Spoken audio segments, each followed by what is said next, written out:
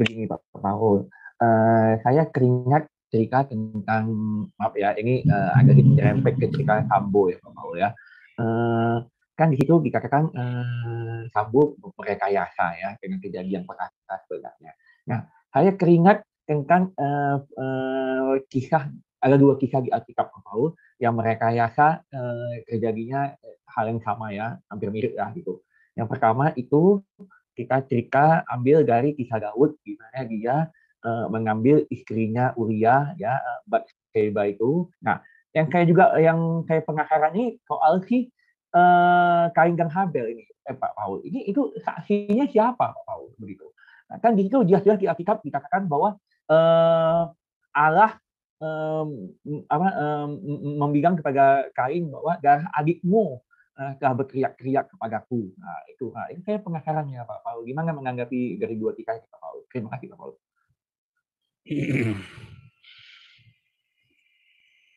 Maksudnya nanggap yang Daud Uria itu apa yang mau ditanggapin? Ya, kalau yang Uria kan kita udah tahu ya, pasti itu kan ada yang bocor ya, ada yang bocor, ada yang membilangnya kepada Nabi Nathan gitu ya. Nah, yang jadi saya penasaran itu Kain dan Habel ini Pak Paul. Gitu. Siapa saksinya gitu? Kan nggak mungkin kan kalau secara singkat kan pasti di Alkitab dibilang Allah marah kepada Kain kan karena membunuh Habel kan, dan Allah akhirnya menghukum Kain gitu kan dari narasi yang ada di kejadian yang penasarannya apakah memang ada saksinya atau bagaimana sebenarnya? Nggak disebut Allah marah kepada Kain loh. Enggak, iya maksudnya Allah kan membilangkan kepada Kain darah adikmu berteriak-teriak yang aku mendengar. Nah, siapa saksinya darahnya Habil berteriak begitu kan maksudnya? Iya, itu maksud saya Pak Paul. Itu kan sama saja siapa saksinya bahwa Allah yang menciptakan langit dan bumi kan? Iya. Oh iya kan? Betul nggak? Iya Pak Paul. Siapa saksinya Allah menciptakan langit dan bumi? Nah sekarang misalnya nih ya, kalau orang Israel melihat Musa berbicara dengan Yehova Elohim itu kan di Gunung Sinai. Lalu di Gunung Sinai ini orang Israel menyaksikan sendiri, mendengar sendiri suara Tuhan. Mendengar sendiri suara Tuhan dan ada Musa di situ. Orang-orang Israel melihat sendiri bagaimana Musa itu membelah Laut Merah itu. Mereka lihat hujan es, mereka lihat semua 10 kutub itu. Nah lalu ketika Musa bilang, aku ini Tuhan loh, percaya nggak orang Israel kalau Musa ngaku dia Tuhan? Ya percaya pasti. Percaya. Kesalahannya Musa itu kan karena dia nggak mau ngaku dirinya Tuhan kan. Coba dia ngaku dirinya Tuhan, ya kan? Nah, coba kalau dia ngaku dirinya adalah Nabi, yang tentang dia dibunuh, kayak Muhammad kan. Nah, nyatanya kan Musa kan yang tentang dia nggak dibunuh kan, tapi Tuhan yang menghukum kan. Musa sendiri tidak pernah menghukum orang yang menentang dia. Lalu bos ini gitu kan nggak pernah kan. Sekali waktu ada yang dibilangan, tapi bukan karena menentang dia, karena orang ini mengkhianati orang Israel dengan membawa orang-orang perempuan Moab dan menyembah berhala. Maka sama Musa langsung dibunuh orang-orang ini ya, ada 1.000 orang yang dibunuh langsung oleh Musa. Nah, yang 23.000 terus ditulahi oleh Tuhan. Ya kan? Nah, tetapi bukan karena menentang Musa.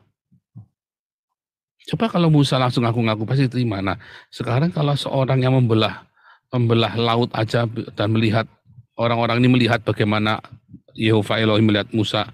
Terus Musa bilang, itu Tuhan berkata, aku yang menciptakan langit dan bumi. Percaya nggak? Ya percaya mereka lah. Mereka nggak pernah melihat hal yang lebih mengerikan dan lebih ajaib daripada yang mereka lihat hari itu di Sinai. Ya kan? Jadi mereka percaya. Jadi kalau Musa ngarang bisa nggak? Bisa saja. Tapi kan mereka percaya kan orang-orang Yahudi ini. Terus lagian Musa mau ngarang kepentingannya apa misalnya kan? Kepentingannya apa ya Musa? Nah lagian dari mana Musa dapat cerita itu? Dari ini Musa sampai ke Adam itu kan sama seperti saya ke kakek buyut saya. Karena waktu Adam punya anak Metusalah, waktu Metusalah punya anak Nuh, Adam masih hidup loh. Ya kan? Waktu Metusalah punya anak Nuh, Adam masih hidup. Waktu banjir air bah itu, Metusalah itu meninggal, Sem itu masih zaman Metusalah. Nah, Sem itu juga sampai zamanin Yakub itu hidup, masih waktu Yakub itu lahir, Sem itu masih hidup loh. Dulu pernah kita ajari sini di kelas evangelis juga pernah diajarin. Iya. Nah, cerita turun-temurun itu sangat dekat sekali. Lalu Musa dengan hikmat dari Roh Kudus, ya kan? Mungkin dia dapat penglihatan, dapat suatu, dia cerita. Begitu, Ardo. Oke, Pak Paul, Itu ya. prosesnya. Nah, pertanyaannya kalau Muhammad bilang dia ke surga, kan pengakuan dia, saksinya siapa? Buktinya apa? Nah, buktinya apa? Kenabiannya Muhammad itu. Ya kan? Kalau para rasul itu, kita percaya wahyu itu, kita percaya, kita imani wahyu, karena para rasul ini, Yohanes ini, membuat banyak sekali mujizat. Ya kan? Makanya kita percaya. Nah, itu contohnya seperti itu.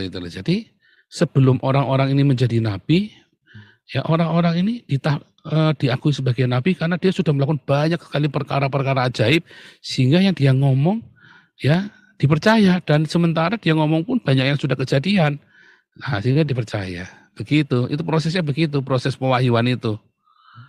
Pewahyuan itu nabi itu dari yang dulu sampai dari yang masa depan itu dia dapat pewahyuan. Dulu saksinya siapa, buktinya siapa, enggak ada. Masa depan, dari mana dia tahu Yesus akan lahir masa depan? Saksi yang enggak ada, buktinya enggak ada, dia aja mati. Tapi kenapa dia bisa ngomong? Nah, karena itu tadi, karena dia nabi, dia ada hikmat dari Roh Kudus, penglihatan. Buktinya apa penglihatan dia benar? Karena dari penglihatan-penglihatan sebelumnya sudah teruji oleh kehidupannya dia, oleh kesaksian hidupnya dia. Itu, Bro Ado. Iya, Pak Paul. Nggak, artinya bisa mengerti juga. Jadi memang itu pewahyuan ya, Pak Paul, ya. Ya, itu pewahyuan. Dan itu ada polanya. Musa sedang mengajarkan bahwa di darah ada jiwa, dan jiwa itu masih bisa berdoa. Jiwa itu bisa berdoa ya. Hanya dikabulkan apa enggak, ya kan? Seperti orang Lazarus itu sama orang kaya. Orang kaya itu kan bisa berdoa kan? Gitu ya.